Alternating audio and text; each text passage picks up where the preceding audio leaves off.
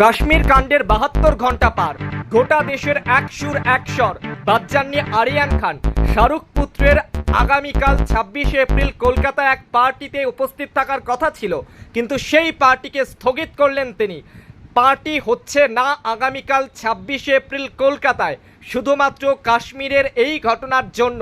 কাশ্মীর কাণ্ডের পর তিনিও সোচ্চার হয়েছেন। কাশ্মীর কাণ্ডের পর তিনিও উপভোগ করতে পারছেন না এই বিষাদঘন সময়টাকে।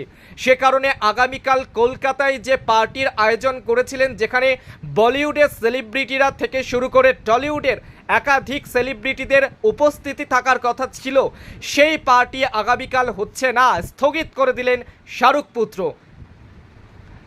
জানা যাচ্ছে সেই পার্টিতে উপস্থিত থাকার কথা ছিল টলিউডের তরফ থেকে একাধিক সেলিব্রিটির, একাধিক তারকার উপস্থিতি থাকার কথা ছিল, যেখানে নাম ছিল শুভশ্রী গঙ্গোপাধ্যায় থেকে নুসরাত জাহান, প্রত্যেকেরই।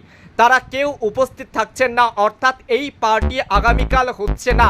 কবে হবে তা স্পষ্ট নয়, কিন্তু আগামীকাল এই পার্টি হচ্ছে না। কাশ্মীর কাণ্ডের পর এই পার্টিকে স্থগিত করে দেওয়ার সিদ্ধান্ত নিয়েছেন আরিয়ান খান, শাহরুখ পুত্র। আমি পশ্চিমবাংলার ট্যুরিস্টদের অনুরোধ করব, হিন্দু ট্যুরিস্টদের ডেমোগ্রাফি দেখে ট্যুর প্ল্যান করার জন্য। আমি অনুরোধ করব পশ্চিমবাংলার বাঙালিরা অত্যন্ত ছুটি পেলেই বাইরে যায়। একদিন পেলেই বকখালি চলে যায়, দুদিন পেলেই মন্দারমণি দীঘা চলে যায়, 3 দিন পেলেই পুরী চলে যায়, 4 দিন পেলেই গ্যাংটক দার্জিলিং চলে যায়। আমি বলবো ডেমোগ্রাফি দেখে দয়া করে যান, এবং এরা যাওয়ার ফলে অর্থনৈতিকভাবে সবচেয়ে বেশি সমৃদ্ধশালী হয়েছে কাশ্মীরের পাহালগাঁও, অনন্তনাগ, বারমুল্লা, শ্রীনগরের মুসলিম কমিউনিটির লোকেরা। আমি পশ্চিমবাংলার ট্যুরিস্টদের অনুরোধ করব, হিন্দু ট্যুরিস্টদের ডেমোগ্রাফি দেখে ট্যুর প্ল্যান করার জন্য।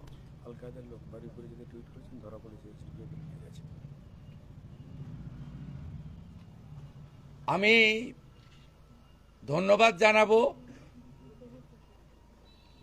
আমি অনুরোধ করব পশ্চিমবাংলার বাঙালিরা অত্যন্ত ছুটি পেলেই বাইরে যায়।